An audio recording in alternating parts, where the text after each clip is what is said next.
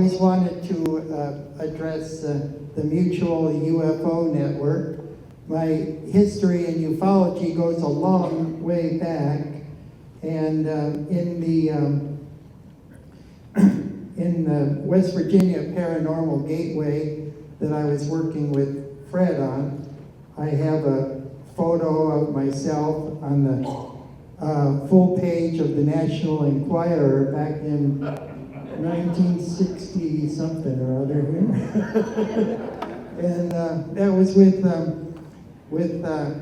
was working at that time with Gray Barker and Coral and Jim Lorenzen and Gabriel Green of the Amalgamated Flying Saucer Clubs of America, and many other lights in the UFO community. And then in 1969, we began exchanging publications with Skylook, which was the start of the Midwestern UFO network. So I've come full circle all the way to MUFON. So I'm very, very happy to be here.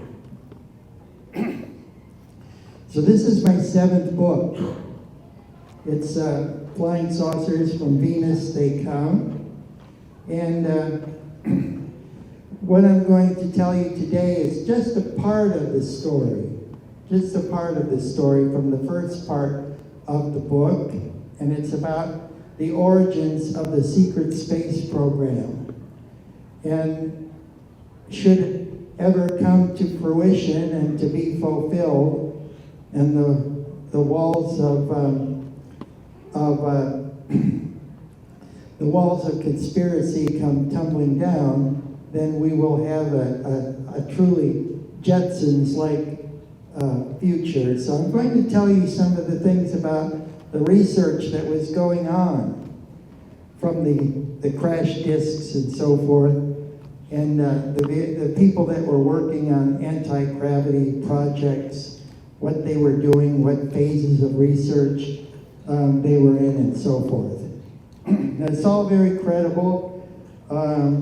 Michael Salla, for example, in his book on China, he quotes me 12 times in there. So this is all very real. So I just introduced the book. I just introduced the book with a look at the esoteric and occult meanings of Venus first, before I delve into the anti-gravity thing. Helena Blavatsky, the co-founder of Theosophy, she once said that Venus is the most mysterious, powerful, and occult of all worlds. And that's because it's exercised the most influence on the Earth. You know, Venus is the 3rd brightest object in the heavens, following the moon and following the moon and the sun. And so it's always captured the eyes of our ancestors, and been the kind of muse throughout the ages for architects, painters, scientists, and so forth. During the times of the Old Testament, when Venus was in its closest proximity to the Earth at 26 million miles, our ancestors in the Middle East and in Europe and so forth saw a long extended tail, almost like a cometary tail following Venus that extended for 5 million kilometers. So that's how Venus became known as a goddess among the planets, because they thought this was the golden tresses of the goddess. And in the Masonic Lodge, for example, Venus is known as the blazing star. Here we see a pentagram of King Solomon and Venus in the Theosophical Lodge as the most powerful and occult of all worlds. So when you hear that term occult, it shouldn't scare you, and cause you to run away and think it's of the devil or something, because it isn't. The word occult comes from a Latin derivative, and it just means something that's hidden from view. It's something that's unseen. That's all it means. So you see when you look at the pentagram, you see the 5 points. That's because the orbits of Venus and the Earth are in a direct Fibonacci number relationship. And it's very, very interesting, the Fibonacci sequence in nature, because the number of bees in a hive, for example, will always be a Fibonacci number. The Fibonacci represents the grand spiral, and sometimes you see UFO crop circles, and they're in a grand spiral. That's a Fibonacci sequence. So it's very, very important. And so for every 8 orbits of Venus, because there'll always be more orbits of Venus because it's closer to the sun, there are exactly 5 of the Earth. And it pertains to every Fibonacci number. So you go to the next Fibonacci number, the 13 orbits of Venus and 8 of the Earth, following up and down the Fibonacci sequence. This picture comes from when I was growing up in Ohio. We had several UFO groups around the Cleveland area. I grew up in Bedford, Ohio, where the painting The Spirit of 1776 comes from. And I attended all the UFO meetings in the area, and we had the Cleveland Ufology Project, and the director, Earl Neff, helped us get my friend Alan Weston and myself to get the Flying Saucer Report started. We had the Cleveland UFO Society with Larry Blasey. We had the SAPRO, National Scientific Aerial Phenomena Research Organization. I think that was with Alan Manick, and then we had the Tri-County UFO Society in Alliance, Ohio, off of Route 62. They would always meet in the Perkins Pancake House, and they're still around. That group is actually still around, but they put out a newsletter, and they had this picture in it, which I saved, and it has a Venusian scout ship, so it has the typical condensers or accumulators spheres on the bottom, and it's hovering over the Roslyn Chapel at its dedication in 1490, startling the monks. I thought that was really cool. So the first chapter, I look at some of the connections with the Masonic Lodge and some of the more esoteric mysteries. I think you'll really like that. Okay, now the UFO propulsion. Now, before I get into this, on the 25th of June of 2021, in the congressional hearings, they announced that, yes, UFOs are real, or what they now call UAP, unidentified aerial phenomena. Yes, they're real, but we don't think that they have anything to do with an extraterrestrial technology. Now, going back in time, after the closure of they had Project Grudge and then Project Sign, on the 16th of January of 1949, the newly commissioned Department of the Air Force issued a statement about flying saucers. The term UFO didn't come about until Captain Edward J. Ruppelt of Project Blue Book came up with the term in 1952. But they made a statement about flying saucers, and they said, yes, there's a definite technology here, but we can't equate it to flying saucers, to extraterrestrial vehicles. So all this time, and still the same thing. So we thought it was a disclosure, but it really wasn't, in the sense that nothing had changed in the opinion of the government representative since the year of 1949.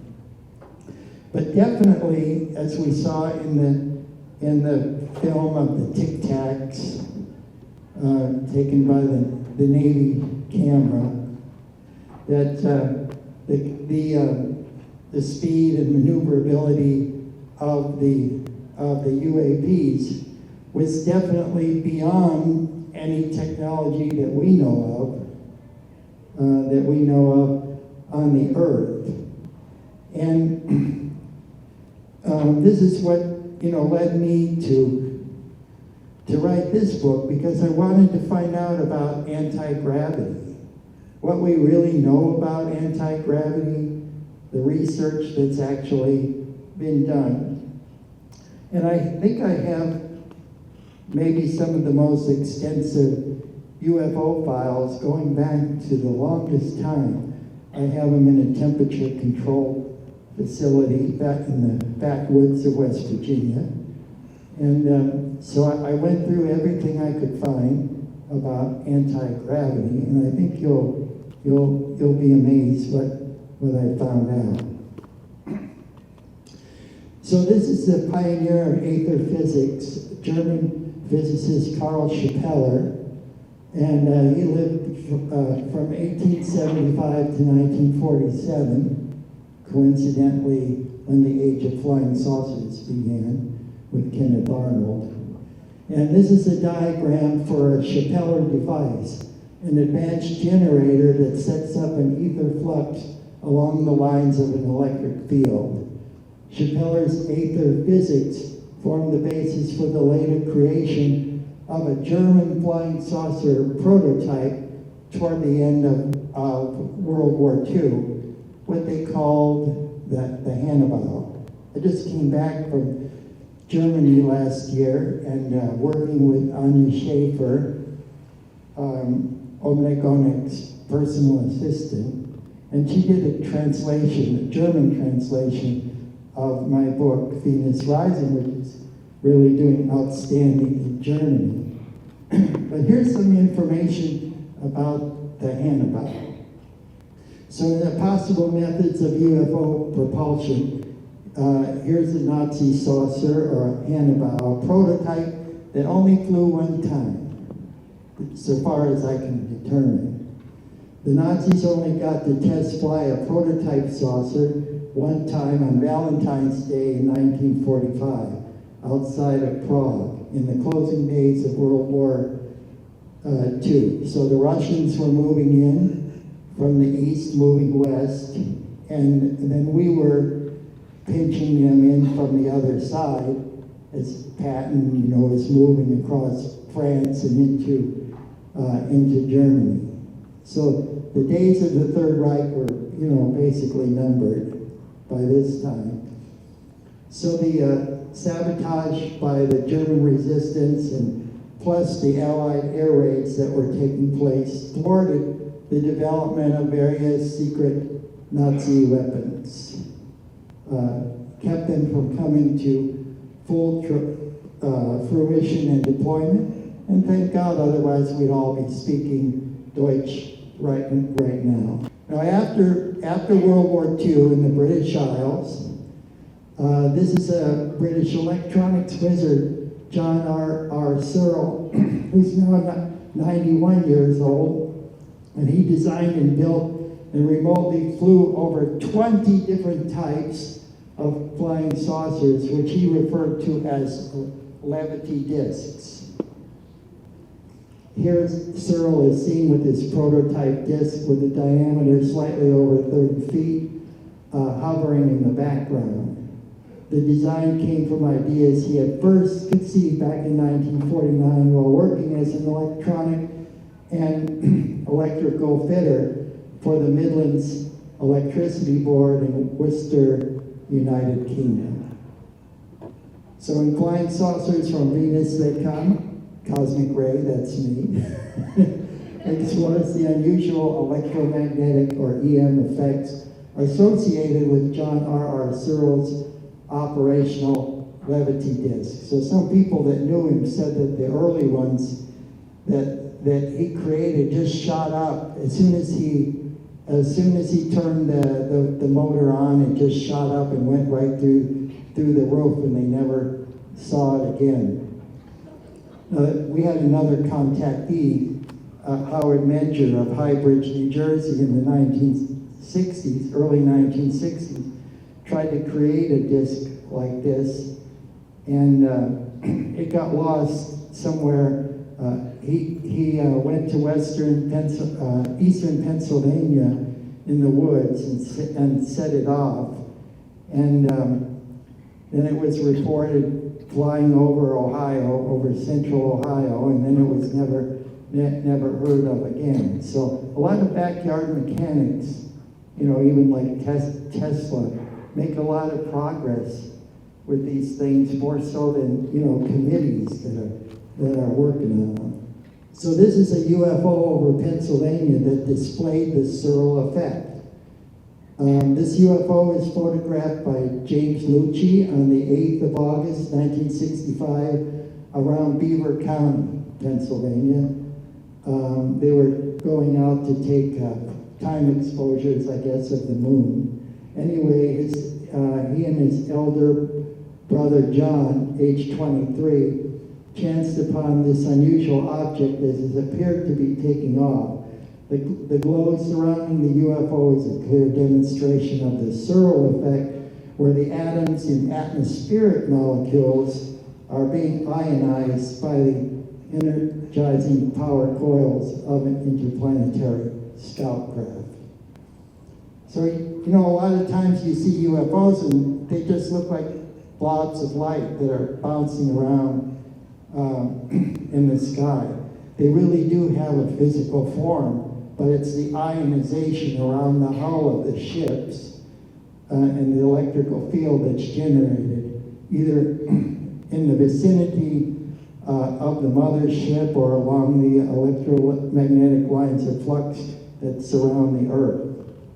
And these particles are being charged, negatively charged, and then they create that ionization effect.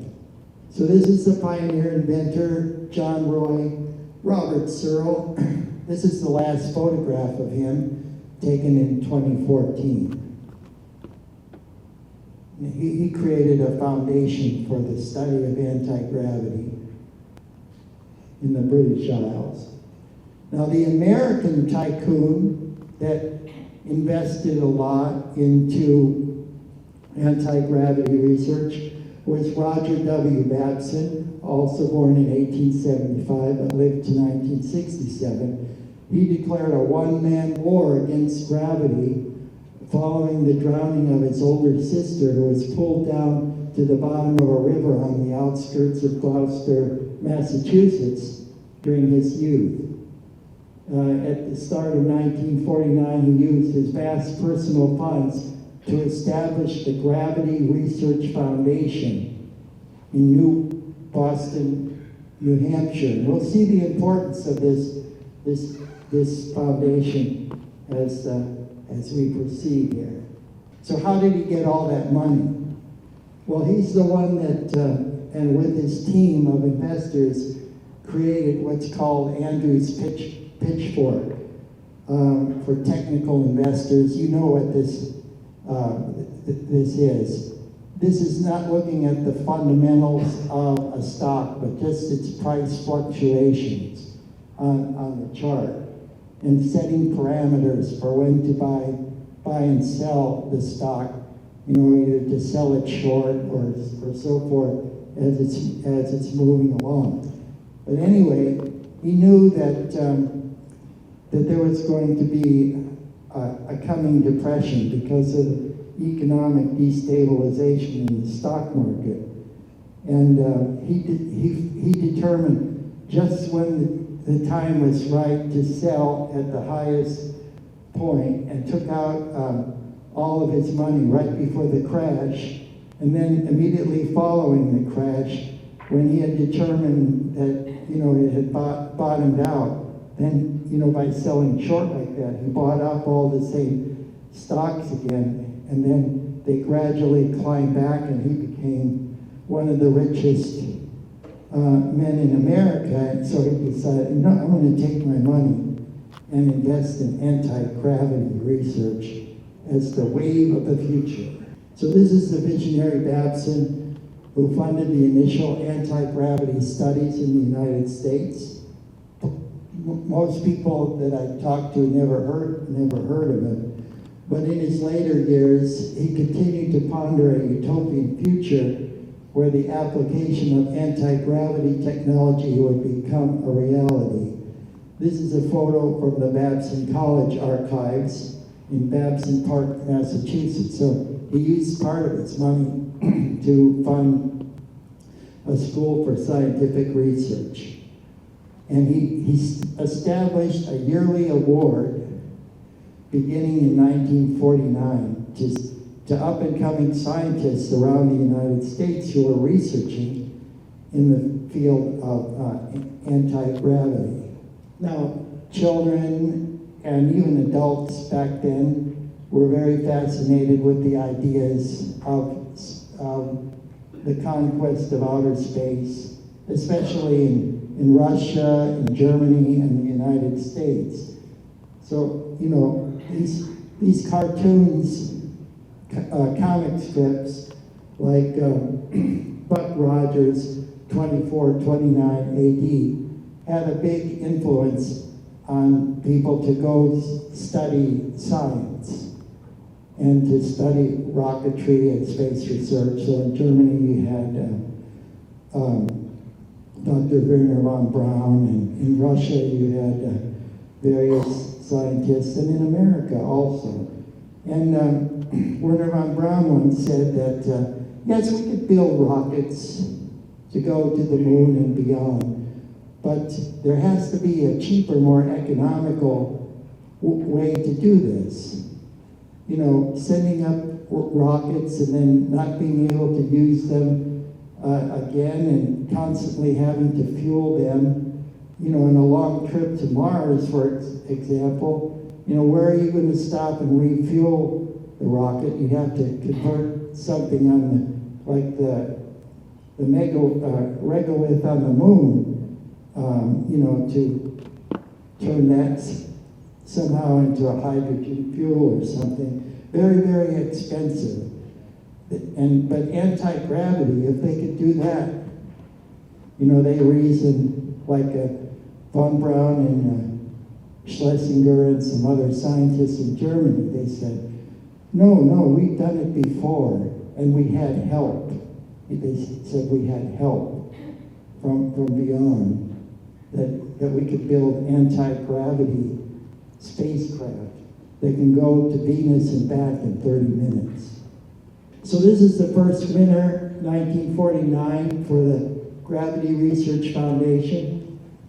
And then I researched the background of these different scientists to see what part of anti-gravity they were looking at, what phase of the research.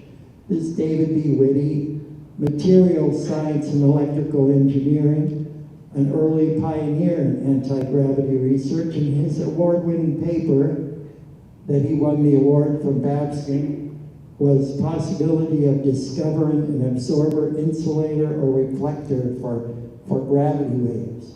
Well, this is 1949, well before even the discovery of gravity waves and subatomic particles and everything. So this is really advanced, cutting-edge stuff. Then in the following year, the winner was Richard Allen Farrell. He studied physics, an early pioneer in anti-gravity research, and his award-winning paper was the possibility of new gravitational effects. So the effects, how can you create a vehicle like a UFO that can do 90-degree turns, and how can it be stable enough to carry occupants, without tearing them to shreds? Then the GRF Financial award winner of 1951 went to Myron Jordan Lover, and thermodynamics, an early pioneer of anti-gravity research. His winning paper was Thermodynamic Aspects of Gravithermals, and he created the term gravithermals to designate the alloys which may be heated or cooled by gravity waves. At the right is a replica of an I-beam composed of an unknown alloy inscribed in hieroglyphics and recovered from the Roswell, New Mexico UFO crash site on the 7th of July, 1947 by Army Air Corps Crash Retrieval Detachment personnel. I think this is really getting close to the truth about UFOs, because you know how the Roswell crash and the Aztec crash, and then the one on the other one in western New Mexico on the plains of San Augustine. I decided to focus on one of these, and I got the papers from the shale company, how they were contracted. A shale company in Denver, Colorado was contracted to bring the dredging equipment out to Aztec, New Mexico in following the crash in March of 1948 to bring the saucer out. Then I got papers about from the files of Sir Desmond Leslie, who co-authored the book with Adamski, about the photographer that was commissioned to go inside the crash saucer and take photographs of all the equipment and all the gadgets and gizmos inside of it, and then witnesses to dredging out the alien bodies and so forth. And it's all there. I put it all in my second book, which is called The Final Countdown, Rockets to Venus. So Scully was right. Frank Scully, he's the one that wrote the original book, The Riddle of the Flying Saucers, about the Aztec crash. And I found that it's all true and it's all documented. So it's in there, and it was a craft from Venus. So here's an alternate theory to physical spaceships.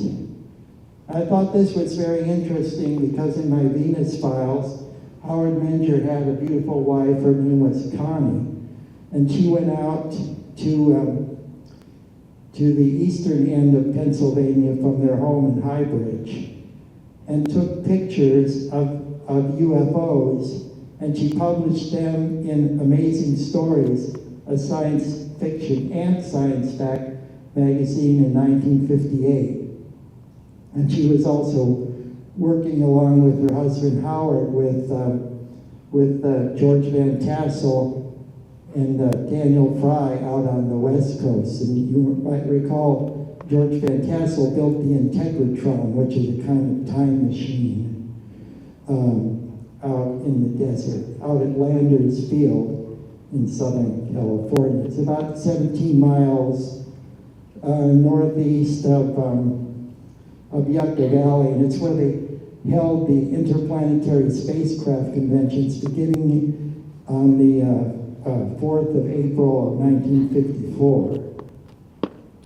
But anyway, Trevor James Constable was originally from New Zealand, and he was a frequent speaker at the interplanetary spacecraft conventions, and he agreed with Connie that these UFOs, some of the UFOs, were themselves ethereal beings from a quantum dimension, projecting only the image of physical spacecraft, which was very interesting because in this book, I also published pictures of Connie and Howard in transmogrification into light beams.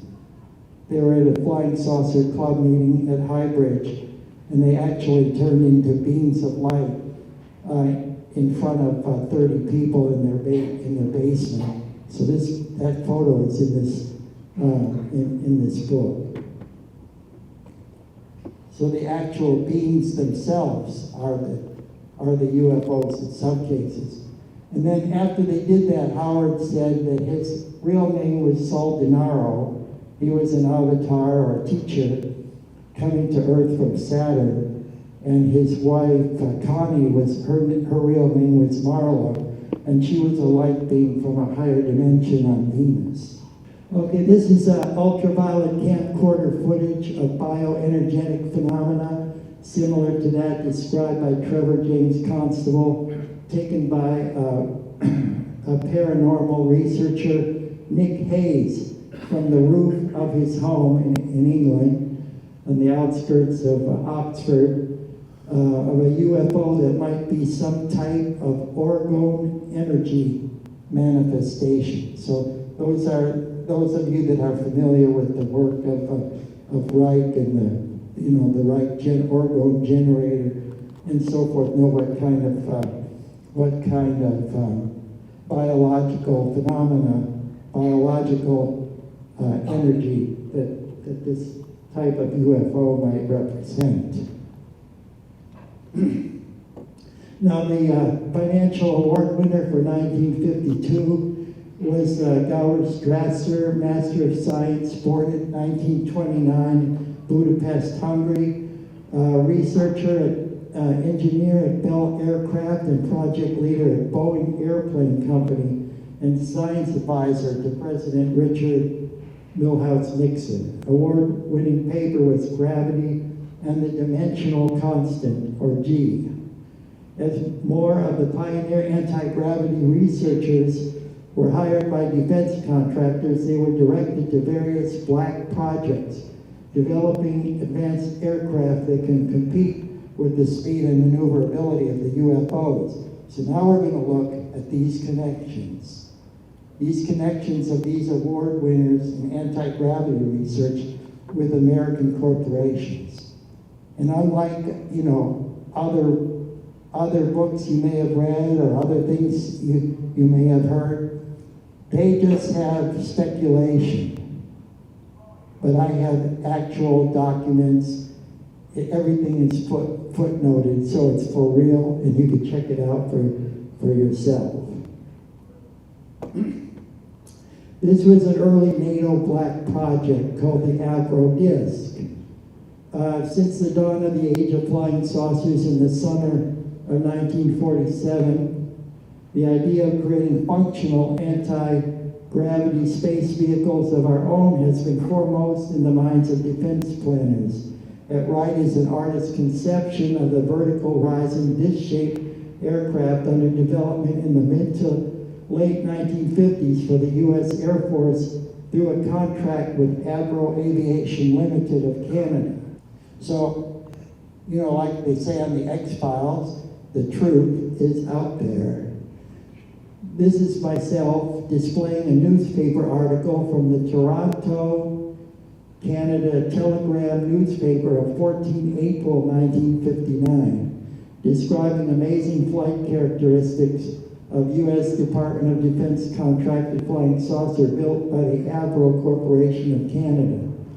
The saucer depicted here in this headline is in sharp contrast to the one displayed that you're going to see on the next slide and previously revealed to you, the American people, in the American newspapers. So here's a little carnival of it. Disinformation. No more than an amusement park ride. Nothing to see here. Let's move on. So that was the Air Force's disclosure there. Declassified version of the VZ-9 Avro cards unveiled by the Air Force of the United States was nothing like the perfected version revealed by the Avro Corporation in the following year. Something's going on, and something has always been going on. And like Art Bell said, if you're not paranoid by now and questioning these things, then you're not paying attention to the news. So this is from my Venus files, and the key is turn.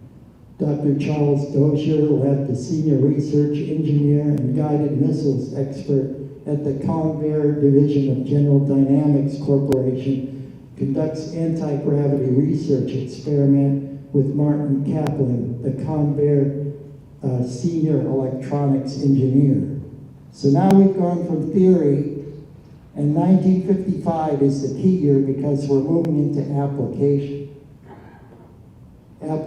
of real saucer anti-gravity technology.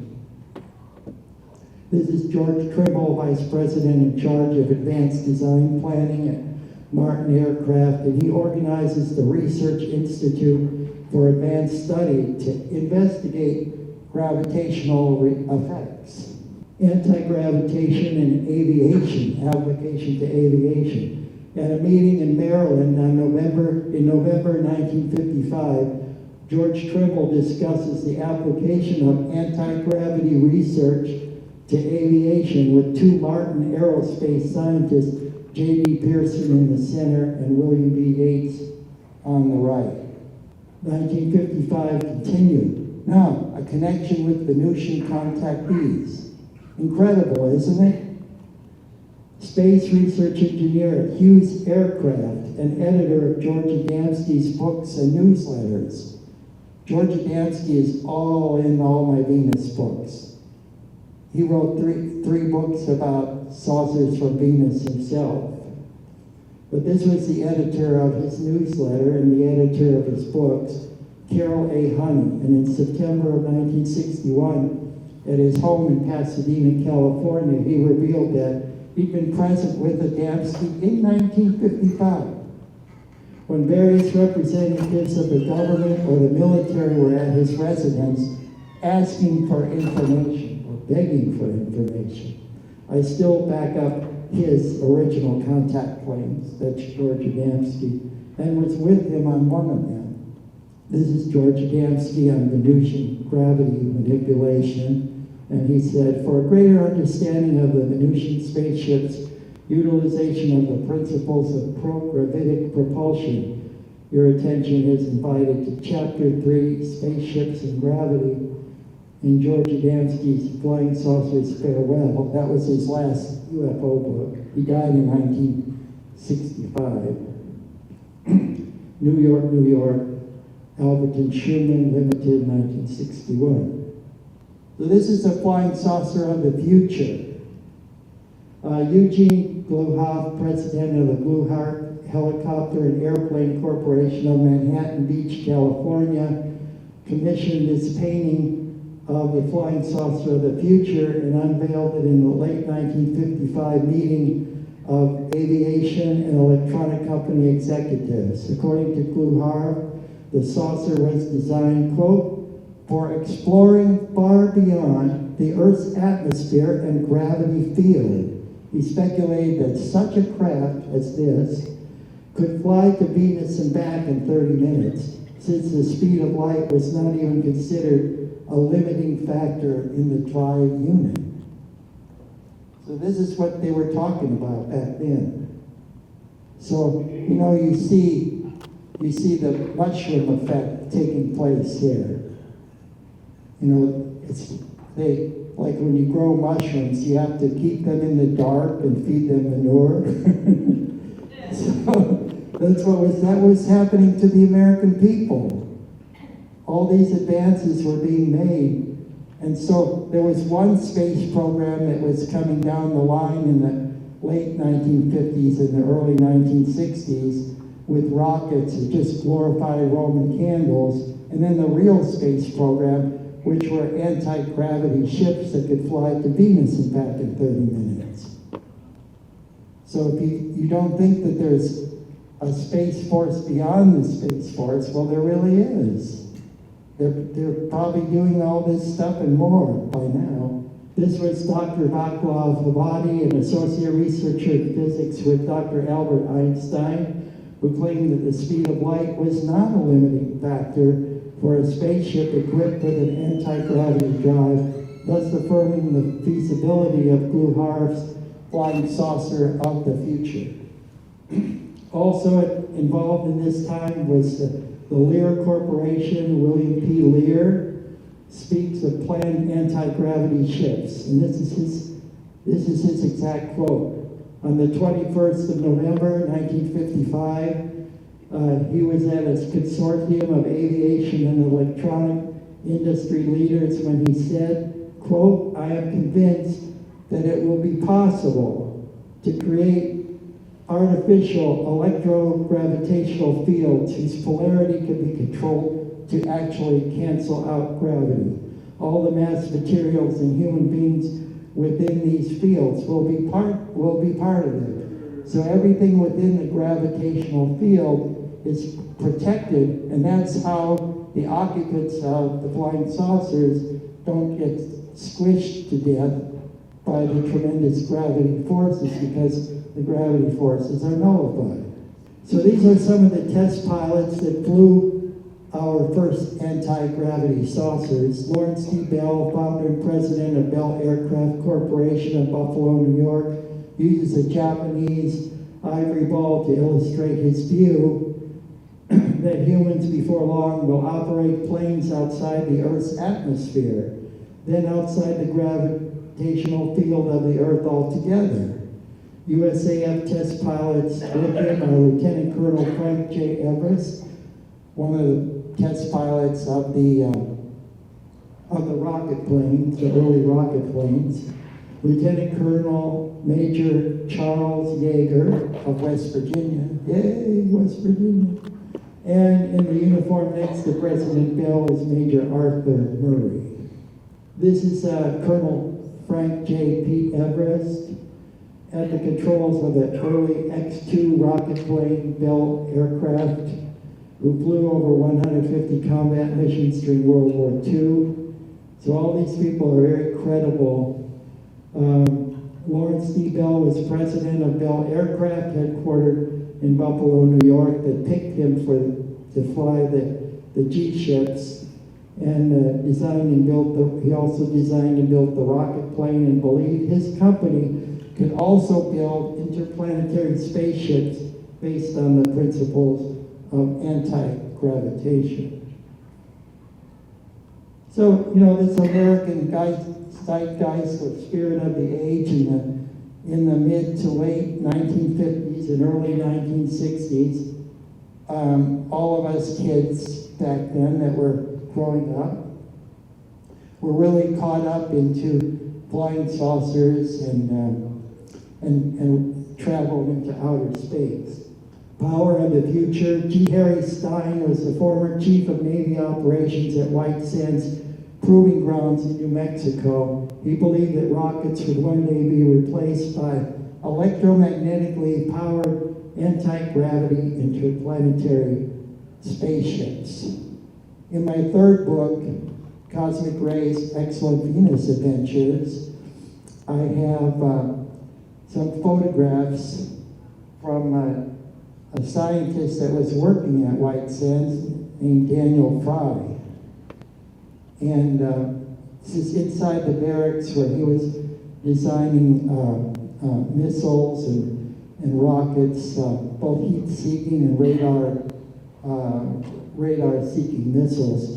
And what's important about Daniel Fry is that on the July 4th of 1949, he said that a flying saucer landed at White Sands and invited him on board, where he was flown to New York and back, hovering over New York City and back in 15 minutes with a remote control flying saucer.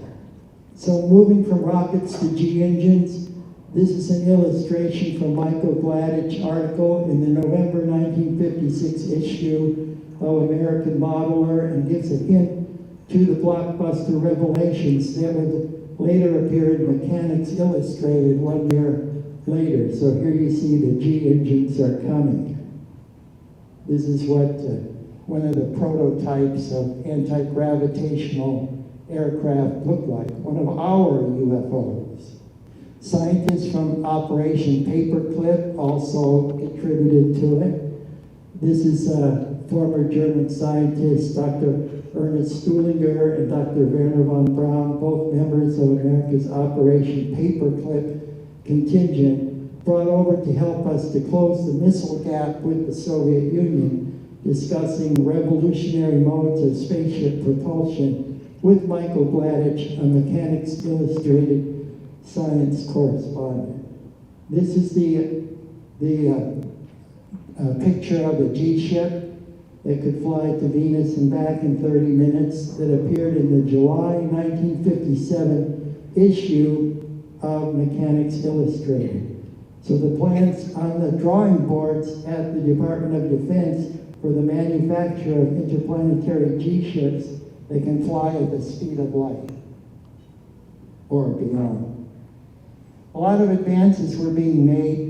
This technology kind of started to spill over into regular American life. You know, beginning with Michael Faraday, the pioneer of electromagnetic induction, diamagnetism, electrolysis, and everything that sparks your interest in electricity. But in the mid-1950s, we see new applications. In October of 1954, engineer Jack Fletcher demonstrates a revolutionary lamp in his West Covina, California 21st century home. And you see the principles of it, you know, operating cordlessly with, you know, electromagnetic principles. Then this is his wife. The 4 January 1955, Mrs. Joan Fletcher demonstrates cooking skills with a floating pan, electrically suspended over her husband Jack's magnetic repulsion stove. That was in Popular Mechanics magazine. Then we see Back to the Future for real. Here Jack and Joan Fletcher of West Covina, California are seen driving their children left to right in the back seat. Johnny, both 21 months, and Jamie, 3 years, and Ricky, Johnny's twin, at 21 months. Where they were going in their hovering electric car, wherever they were going, they didn't need roads. It's like that Back to the Future. You know, Doc Brown said, where we're going, we don't need roads. So are you cosmic? This is an information pamphlet from the Greater Redondo Beach, California Chamber of Commerce, consolidated in 1954. The bottom photo of the pamphlet caption reads, the John C. Roberts Company Incorporated experimental power plant where energy is beamed through the earth as an electromagnetic beam without wires or visible types of transmitter, just like Tesla envisioned, or other visible type of transmitter, powering farm tillage implements, tractors, mills, boats, etc., and the flying saucers, all operated by remote control. So the spaceships that were depicted then in Hollywood seem to be quite realistic. Here's the spaceship on the left from the 1955 epic sci-fi movie, This Island Earth, where they travel to a distant moon around the planet in another solar system. And then anti-gravity saucer on the right, capable of hyperspace jumps, is seen in the 1956 MGM sci-fi epic movie, Forbidden Planet. By the way, one of my friends, I had pictures of her and myself in my books. Her name was Dolores Barrios. She was one of the first Hispanic women she was a seamstress, and she worked with Mrs. Rose, the costume designer for Forbidden Planet. So the costume that you see, Anne Francis, the beautiful space lady on the Forbidden Planet, that was designed by her. And the designer was actually a Venusian. So Ever wonder who robbed you of your Jetson-like utopian future? An informed citizenry is our best defense in preserving liberty. And thank you very much for your attention.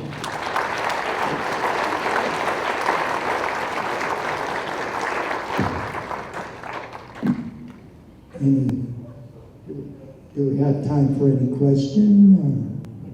Back there. Your Venus books, is it like a trilogy, and what's the first book?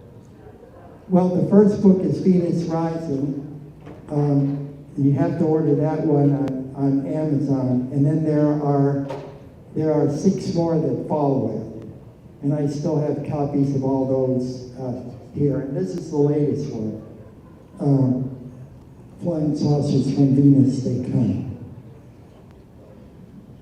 They're published by Headline Books in Terra Alta, West Virginia, and I am a partnering author with Headline Books. What's been the reaction to your books? Well, surprisingly, I haven't, heard much of a reaction. I'm not that much on the internet. Most of my work as a historian into ufology and everything, and these subjects takes place from people I know or archives that I have in my possession, or where I know where to dig them out. So technologically, as far as smartphones or laptops and that, I'm still kind of a tech dinosaur. I still only have a track phone in my car in case of an emergency. Yeah, but in a way that's good, because I'm also, hard to be tracked. And I leave it off unless I have an emergency. Yeah. Yes, your presentation was on technology of 70 years ago. Yeah. Do you have any ideas on what current technology is? Well, Dr. Michael Salla, he's originally from Australia. He does a website called Exopolitics, and he said in his website some of the things that he thinks that our secret space program is up to. And in one of his books on China, he quotes from my book Venus Rising 12 times. So I'm not sure exactly what he knows, but he has sources in China, the European Union, the United States, and Russia. Those are the 4 powers on Earth, 4 space powers that have sent spacecraft to Venus. Now, 45 space probes have been sent to Venus so far since 1962 with the United States and the Mariner 2. That's more to the moon than the Moon and Mars and all the other planets put together. So if anybody tries to tell you that, like NASA never a straight answer. If they try to tell you that Venus is just a hot ball of gas where nothing can live there, then why are they wasting our tax money sending all these probes there to Venus? And then another thing, on Earth, we have exophiles, which are organisms that can live in extreme conditions. And when you look at the bottom of the Mariana Trench in the Pacific Ocean, you have temperatures of 900 degrees Fahrenheit, and you have pressures above like 120 atmospheres, and yet there's photographs, deep sea photographs of all kinds of organisms, some with, like one eye bobbing up over the top of their head or something, but they're thriving in these volcanic vents with these extreme temperatures and conditions of pressure. Now in my books, in book number 4, The Vast Venus Conspiracy, I look at the photos that were from the Venera 13 and 14 probes that went to Venus, and if Venus had, like NASA tells us, it had this immense pressurized atmosphere that would distort everything, then it would be completely dark for one thing. Yet in the photos, it looks like a clear day in the desert in New Mexico, and you could see two other mountain ranges miles and miles and miles away in the distance in the clear, crisp air. So that's why I don't believe anything about what the space agencies of the world tell us. Because I look at what individual scientists and some scientists talking off the record have said about this research, and I publish it in my Venus book. So everything that the people criticized George Adamski for, he said there's 12 planets in our solar system and 2 asteroid belts. Now we know about the Kuiper belt, and we know that there's many they call them trans-Neptunian objects, but those are actually planets that are out there. There's 12 planets. He talked about water on the moon, and we know that there's one lake at the bottom of the south pole of the moon that's as big as the island of Puerto Rico, and there's lots of water in the rims of craters, even some of it coalescing into small lakes and so forth. They said, Adamski said the moon has an atmosphere. Now we know that it does have a slight atmosphere, because when our astronauts were there, they could see meteors burning up above their head.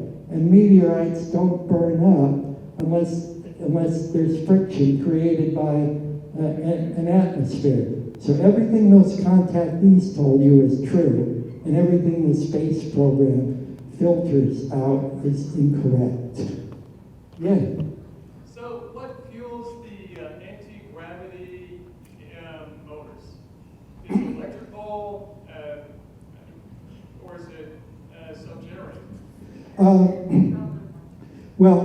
Within the vicinity of planetary atmospheres, the scout craft operate along the electromagnetic lines of force surrounding the planet, or what some might call ley lines or grids, magnetic grids.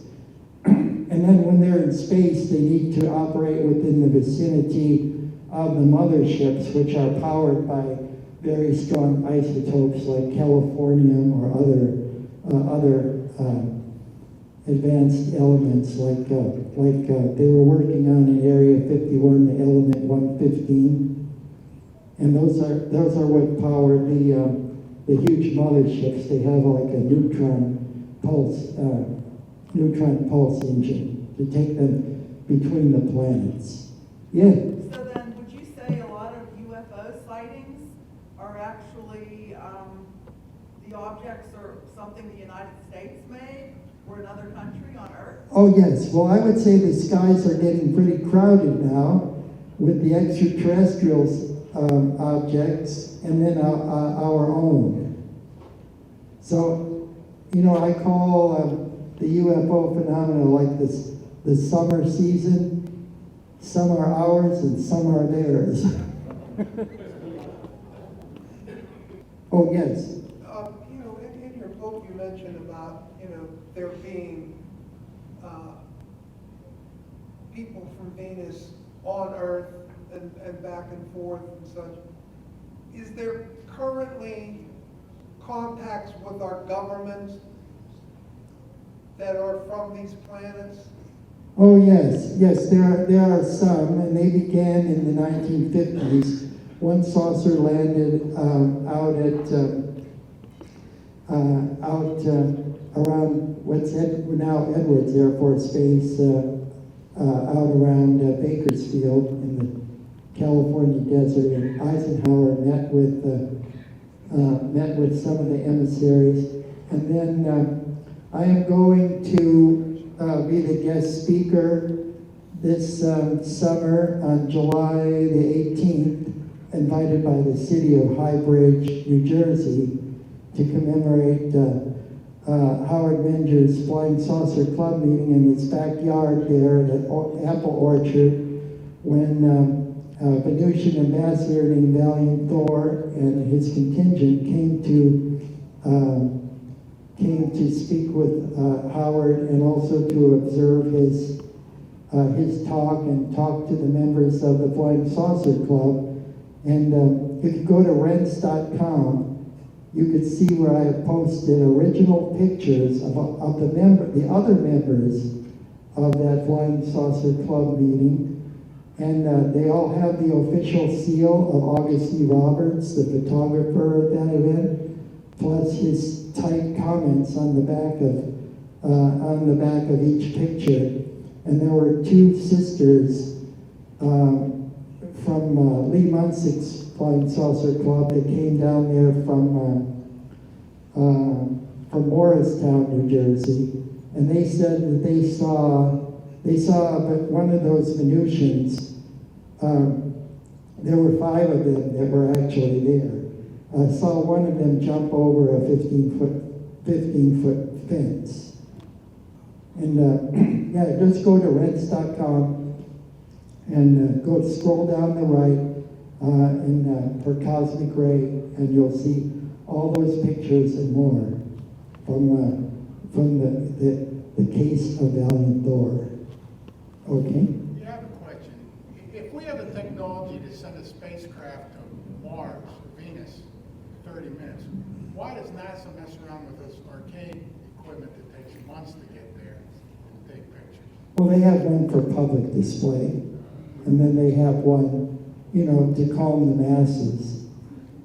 And then they have one where they're incorporating alien technology that they develop in various labs that they're contracted with in the Skunk Works, and then out at Area 51.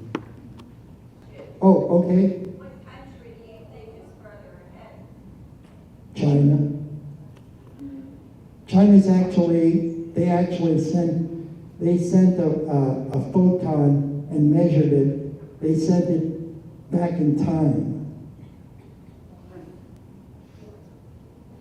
So part of being a fourth dimensional society, like the Venusians or the Palladians or some others, is mastering time technology. That's the next frontier. Where do you find more information on that?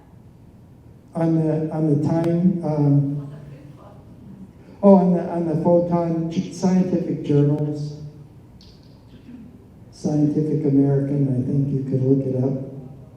Just, Google Chinese particle back in time or something like that, and it'll come up. I have a friend in Ohio, in Columbus, Mr. Marshall.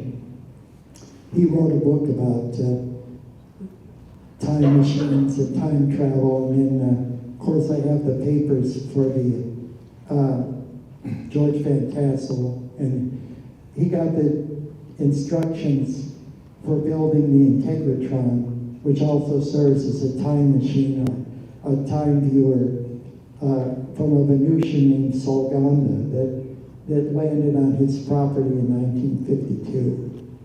He was living underneath the rock, a giant rock. He built a home under there, took it over from a gentleman named Frank Kreiser, who was a prospector. That's also in the first Venus book, Venus Rising. I have a question. Yes. You alluded to calm the masses earlier. So if we know that a lot of these are out, things that you're telling us, which I also believe exist, are out there, why all the secrecy? Is that because, as you said, calm the masses? Well, it actually goes back to the 1950s and the contactees at that time. And the Venusians said that they felt that our society was like children playing with matches in a dynamite shack. Remember at that time, both the Russians and the Americans, the Russians had Project E9 and the Americans had Project A119 to actually detonate it, see who would be the first to detonate atomic bombs on the moon and other planets. And some scientists raised concerns because they said, well, what if these planets are inhabited? Now, there are certain things that a civilization must do to become a member of the galactic community. And George Van Tassel had stated at the first interplanetary convention in 1954 that there's 601 planets and 51 solar systems that are members of the Galactic Confederation of Light.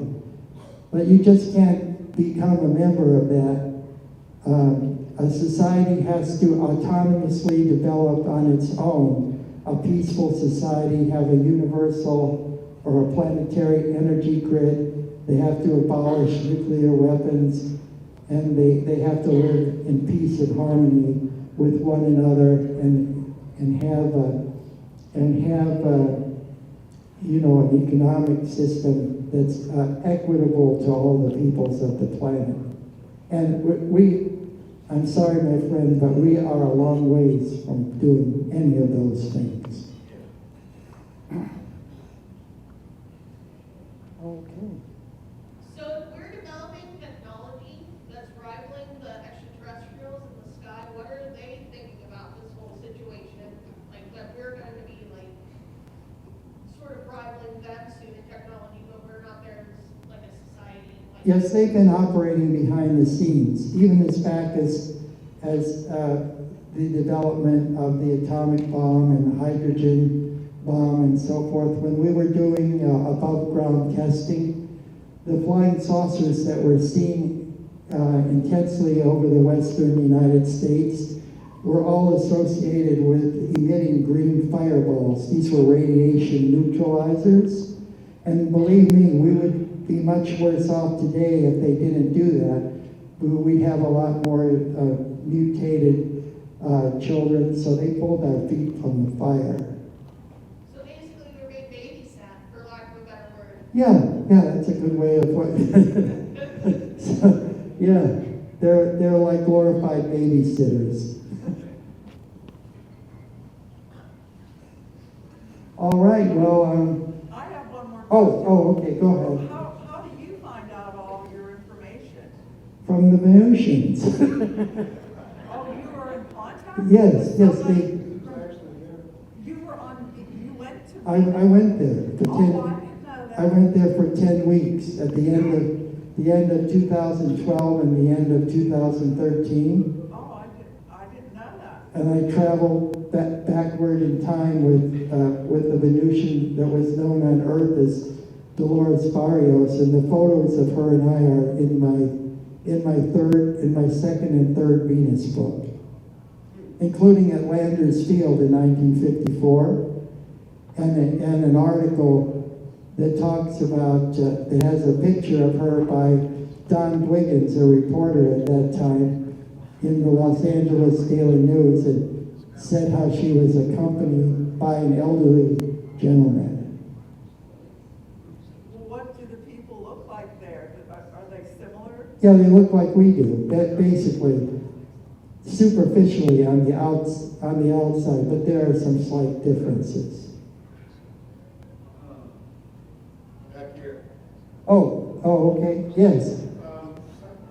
How far back in history did you go to visit the Venusians? Because the temperature on the surface of that planet is 1,400 degrees.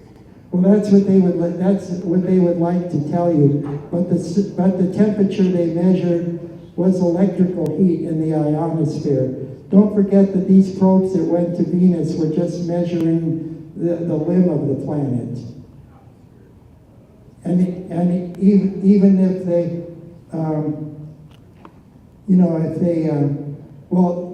they would certainly not want the people of Earth to know that their nearest neighbors have such an advanced technology, because then we would give up we would give up our own sovereignty, and they don't want to, you know, they feel that even a benign dictatorship is terrible. They want us to develop in our own right, in our own circles of sovereignty, and you know, because even on their own, even in their own planet, you know, their economic system, they said, you know, on Earth we fight over the crumbs of a pie, but on Venus they just say bake more pies, because this universe operates from a system of universal abundance. Plus they have, plus they follow the admonition of the early Christians. They were in a free association where they shared and had everything in common, but not an enforced kind of communist dictatorship where everything came from above. It was all by mutual consent and free association. So our government and our scientists are lying to us about the surface?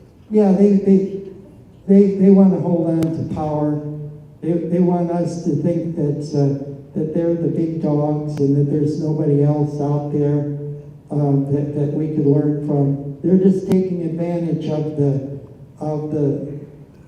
lull and retarding our development, you know, into an advanced civilization.